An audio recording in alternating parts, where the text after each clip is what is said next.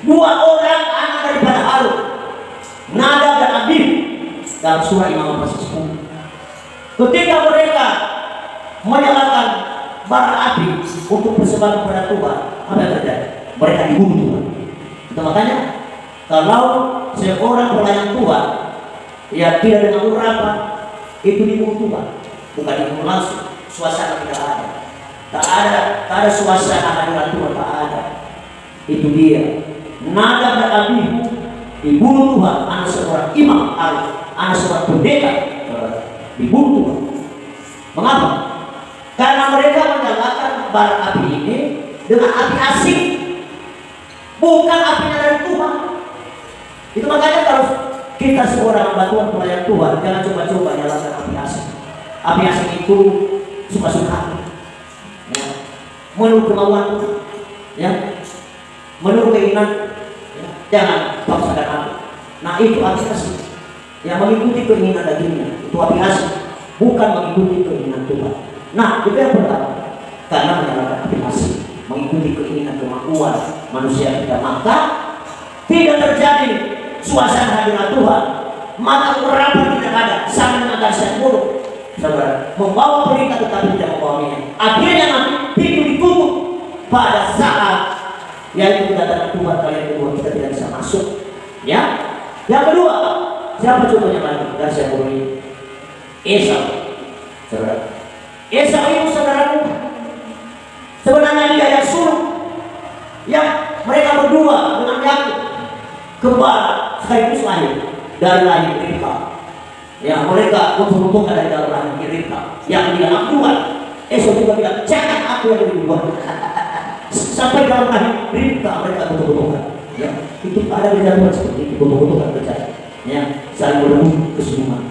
Ya, jadi Yakub bilang, okelah, belum ada kau, tapi saya pegang tumi kalau kau keluar. Ya, keluar. Maka Esau yang kedua dipegangnya, yang memegang tumi daripada Esau. Ya, artinya aku memperjuangkan kesungguhan sampai akhir hayat ini pada Allah. Ya, itu saudara. Dari lahir Ribka sudah mengerti yang ini tentang kesungguhan. Tapi apa boleh buat? Karena itu yang lebih tua dari Esau daripada Yakub, maka harus dua dia keluar. Maka akhirnya keluar mereka. Setelah keluar mereka, ya beda hobi mereka saudara. Hobi mereka. Esau seorang pembunuh dan temannya suka dipalak bersama binatang, bersama ibunya. Sedangkan Yakub suka tinggal di kemah bersama ibunya. Ini bedanya saudara. Ini bedanya tadi dari saya dulu dan tadi saya biasa. Ya. Berarti dari saya biasa itu seperti halnya Yakub, suka tinggal di kemah dan mendengar kata-kata ibunya. Ibunya itu gembala, kita itulah Yesus. Dengar-dengar kita, itulah Yakub. Nah, Esau saudara, sebenarnya dia sudah memiliki kesulungan. Tetapi ketika dia pulang dari padang, karena dia mungkin tidak mendapat pembunuhan, sedang lapar. Makanya ada dalam 1 Timotius pasal 6 ayat 10, membunuh isi dunia ini adalah menyiksa diri sendiri. Itulah Esau sampai dia pulang ke padang dan sudah jenuh, mungkin kelaparan. Diciumnya apa bau harum ini? Rupanya masakan daripada Yakub. Siapa? Ya juga dia pintar memasak kacang merah. Ya, masak kacang merah. Lalu dia katakan, apa itu ayah? Ini kata yang menjawab, ya ini kacang merah kak, bisa dibagi sedikit. Apa yang kata Yakub? Baru bisa jual dua kesungan, ya jual dua kesungan, ya baru aku berikan kepada kacang merah yang enak ini, yang harum ini. Lalu saya katakan, apa bukan bagi kesungan ini? Bagi saja. Ya. Tidak ada penting perlu baginya hal kesungan. Nah ini tadi dari saya dulu. Tidak perlu baginya yang berapa, tidak perlu baginya yang kudus. Tak perlu kudus. Nanti dari sana terjebak orang kudus. Nanti ada orang nanti tertawa ini tertawa kita ejek. Terus. Nah itu saudara, itu Esau dia bilang, mengenai ambil saja. Lalu bilang, oke, jadi kita ya. Ya sudah saya menerima kesulungan. Nah ini nama yaitu nafsu yang paling. Ibrani pasal 12 ayat 16. Janganlah ada orang yang menjadi cabul atau yang mempunyai nafsu yang rendah seperti Esau yang menjual harta semuanya untuk sepiring makanan. Sebab kamu tahu bahwa kemudian ketika dia hendak menerima berkah itu, ia ditolak sebab dia tidak beroleh kesempatan untuk memperbaiki kesalahannya, sekalipun yang mencarinya dengan mencucurkan air mata. Baik, kalau sepas dari celana sulungan, sekalipun nangis-nangis, tidak ada kesempatan untuk menerima berkah. Tidak. Ya, sekalipun air mata seperti hujan mengalir ini teman-teman mata. Kalau sempat itu harus. Ya, harus sulungan itu saudaraku. Kalau surah Ibrani pasal 12 juga, mereka yang dikatakan jemaat-jemaat yang sungguh yang terdaftar namanya di dalam kerajaan surga. Bagaimana cara kita ketahui apakah saya sudah terdaftar nama saya di surga ini? Ya, jangankan dulu kita di gereja, di sekolah kalau menerima siswa harus mendaftar dulu. Di mana-mana saja. Kalau kita juga ada perlombaan dan mendaftar dulu, di mana-mana mendaftar. Itu lagi kita diberi. Ya. Dari banyak anak sekolah mendaftar di sekolah, lalu diberikan semua peringatan, dipanggil orang tua. Karena apa? Malas tuh. Tapi orang yang rajin bisa naik dulu. Berarti tetap daftarannya jauh. Kalau orang yang terus tidak ada sekolah, satu kali dipecat. Sudah daftar memang dipecat. Apalagi kita berarti. Ya. Berarti kalau kita itu orang yang boros, malas ibadah, malas doa, malas dengar firman.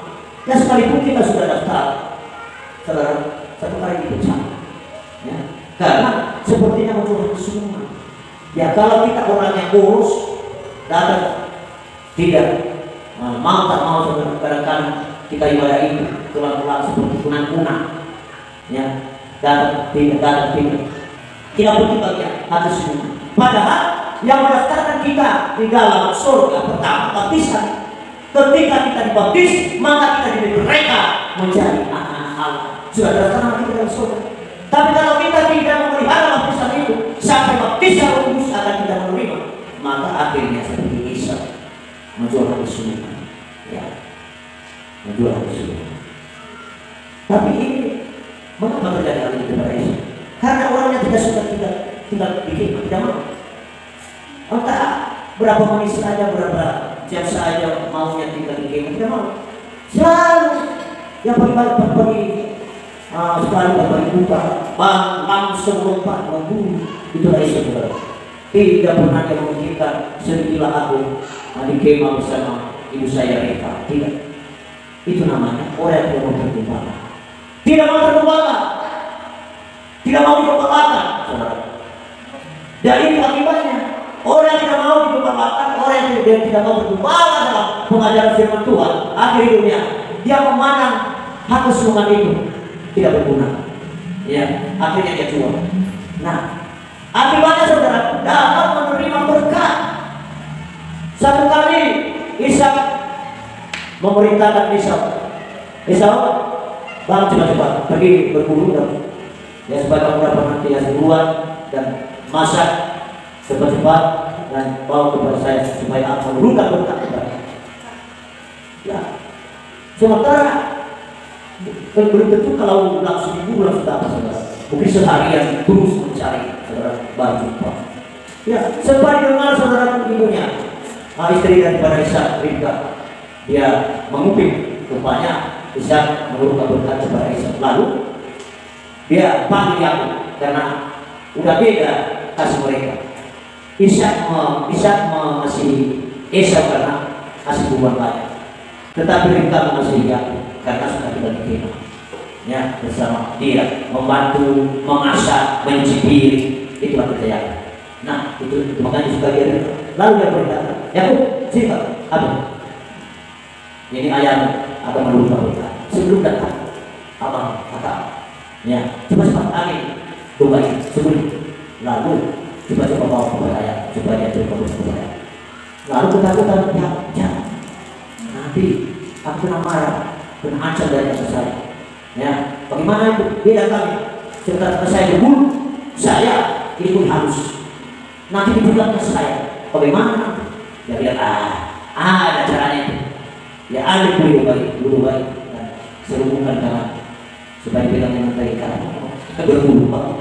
Nah, ini ya aku juga menurut apa yang kata ibunya dia lakukan. Dia ambil domba sendiri, lalu masak enak, digulai, lalu dipasang bulu beli domba di tangannya, lalu dia segera ya ke Ishak ayah, lalu dia bicara, ayah saya sudah datang, sudah saya dapat hasil duluan dan inilah hasilnya, ayah meminta berkat dari bapak. Dia kata, bisa sekali. Nah, karena tahu berapa jam? Karena sudah berada seperti domba lalu masak. Nah, cuma sekali. Sini dekat. Suara kayaknya suaranya, karena Ishak pada saat itu tidak bisa mendengar lagi, makanya sudah apa? Tidak bisa melihat. Suara ya. Oh ini, saya kasih sudah pegang kamu. Lalu dirawat. Oh, berbunyi. Ya, jadi begini suaranya aku bahasa Indonesia. Nah, kalau itulah tidak masalah suara. Bagaimana ciri-cirinya? Karena sudah datang, yaitu korban yang membawa, mari itu berdoa lagi. Lalu itu berdoa kepada. Nah, sehabisnya pulang, maka segera datang Isa membawa sebuah emas cepat dengan peringatan, lalu dia hidangkan bawa kepada ayahnya. Ayah, saya sudah pulang. Siapa ini? Tapi tadi udah. Ini saya. Esok. Tapi udah tadi. Dia bilang, ini sudah diam. Awas lah. Karena mata yang terbuka. Ya, jauh. Dendam. Jadi akhirnya saudara apa terjadi? Ya, sampai Esau berang-berang. Nah, karena saya katakan tidak ada lagi berkat anak. Tidak ada lagi berkat. Karena sudah saya turunkan tadi. Ya, saya kira itu kabar kita. Berkat sudah saya turunkan. Tidak ada lagi. Maka itu tadi ibarat mas merau-rau, menangis Isa meminta berkat. Apakah tidak ada lagi berkat ayah? Selain itu, tidak ada. Itu makanya tadi katakan tidak ada kesempatan lagi mendapatkan berkat. Sekalipun mencucukkan air mata itu Isa murah. Karena dia lebih dulu memandang rendah, memandang tidak berguna atas dunia. Itu akibat. Ya, sekalipun kita membutuhkan kebutuhan berkat dari Tuhan secara resmi, tidak bisa saudara. Kalau sempat kita melalaikan atas dunia. Ya, sekalipun kita jongkar balik di dunia ini cari ini dan itu, ya sudah kenyang dari pagi sampai mau bukan sampai gembala ini kami kerja sampai malam jongkar balik saudara. Ya, jadi ya kita tidak bisa. Kalau sempat kita melalaikan hak keseluruhan yang Tuhan anugerahkan bagi kita, salah satunya baptisan air dan baptisan Roh Kudus harus kita pelihara. Selama kita ini ada kesempatan, mari kita menghargai. Saudara, mari kita bertekun dalam ibadah kita. Jangan lalaikan, jangan seperti tadi kunang-kunang, saudara. Ya, terang-terang. Jangan. Tapi kita itu saudara, kita kan seperti itu dalam sebuah wahyu yang kepada salah satu jemaah yang celah itu jemaah Laodikia. Engkau suap-suap. Begitu banyak kau kalau panas, begitu banyak kalau begitu. Tetapi karena kau tidak panas, tidak ingin juga, maka aku memuntahkan kau. Ya, itu dimuntahkan Tuhan kalau kita itu tidak dapat mantap. Ya, dimuntahkan Tuhan. Ya, bagaimana kalau dimuntahkan? Enak ya. Kenapa kita muntahkan kadang-kadang? Enak pasal kita ini. Kenapa muntahkan? Ya karena susahnya, mungkin ada sakitnya dalam. Ya itu perlu kita, kalau kita muntah itu, kalau Tuhan muntahkan saudara itu. Berarti kita berguna lagi ditahan, ya itu saudara. Itu makanya penting yang hargai ibadah dalam penggembalaan. 3 kali ibadah dalam penggembalaan itulah pemeliharaan. Itulah pemeliharaan. 3 kali kita ibadah dalam penggembalaan. Selasa ibadah doa itu sebagai pemas. Hari Jumat kita berdalaman kitab itu meja untuk pertunjukan. Hari Minggu seperti ini kita ibadah. Itu berita emas. Itu 7 berita menyala. Berarti itu saling kita membakar, saling kita menguatkan, saling kita mendorong secara ini berbagai karunia daripada Roh Kudus.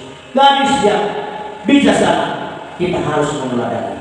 Mereka melayani Tuhan, ya Mereka selalu mengundang hadirat Tuhan, hadirat Roh Kudus. Ya, tidak melalaikan Roh Kudus setiap melayani, selalu membutuhkan, selalu merindukan Roh Kudus hadir. Tidak mau melayani tanpa Roh Kudus. Haleluya. Hidup itu garis kebiasaan, tapi garis sepuluh mau saja, oke saja. Ada Roh Kudus ini apa ya? Ada Roh Kudus ini apa ya? Nah itu garis sepuluh. Nah, coba di kalangan pelayan Tuhan, di kalangan pendeta Tuhan, di kalangan pemerintah. Sekarang di kalangan jemaat, mari kita lihat bagaimana yaitu semuanya di kalangan jemaat. Wahyu pasal 2 ayat 8. Tulislah kepada mereka jemaat di Smyrna. Inilah firman dari yang awal dan yang akhir. Ia telah mati dan hidup kembali. Aku tahu kesusahanmu dan kemiskinanmu, namun engkau kaya dan fitnah mereka yang menyebut dirinya orang Yahudi, tetapi yang sebenarnya tidak demikian. Sebenarnya mereka adalah jemaah iblis. Bukan ada jemaah iblis, bukan hanya jemaah iblis. Ini dari jemaah iblis di kalangan jemaah. Mengapa disebut jemaah iblis? Karena itu ada pekerjaan fitnah, mengata-ngatai. Itu ada pekerjaan musuh. Ya. Itu ada pekerjaan menyalahi kelemahan orang. Ya, cari-cari masalah, cari-cari kasus. Itulah jemaah iblis. Itu makanya kalau lihat ada seperti itu dengan saya, percis wahyu pasal 2 ini, wahyu pasal 2 ayat 8. Jemaah iblis. Ya. Kalau kita sempat melakukan hal ini memfitnah orang, ya mari kita sadar. Jangan pernah kita lagi fitnah orang, jangan kita lagi mengata-ngatain orang. Kalau dia jahat, dia jahat. Kalau dia sudah begitu, biarlah dia begitu. Harus kita ngomongin dia, karena kita disebut jemaah iblis. Benar tidak? Kenapa terjadi kata-kata di sana? Ya, ibadah doa, tetapi tidak disertai dengan kebenaran kudus. Yudas bukan? Ini dia. Ya, Yudas bahasa 1. Tetapi kamu saudara-saudara terkasih adalah akan apa yang dahulu telah dikatakan kepada kamu oleh rasul-rasul Tuhan kita Yesus Kristus. Sebab mereka telah mengatakan kepada kamu menjelang akhir zaman akan tampil pengejek-pengejek yang akan hidup menuruti hawa nafsu kebajikan mereka. Mereka adalah pemecah belah yang dikuasai hanya oleh keinginan dunia ini dan yang hidup tanpa Roh Kudus. Hidup tanpa Roh Kudus. Hasilnya orang-orang yang Roh Kudus mengejek, mengata-ngatai, mencela orang, mencari masalah, kasus orang. Ya itu hidup orang tanpa Roh Kudus. Ya, makanya jangan kita hidup tanpa Roh Kudus. Kalau saudara berdoa jangan saudara segera kita lakukan langsung untuk Roh Kudus. Ya.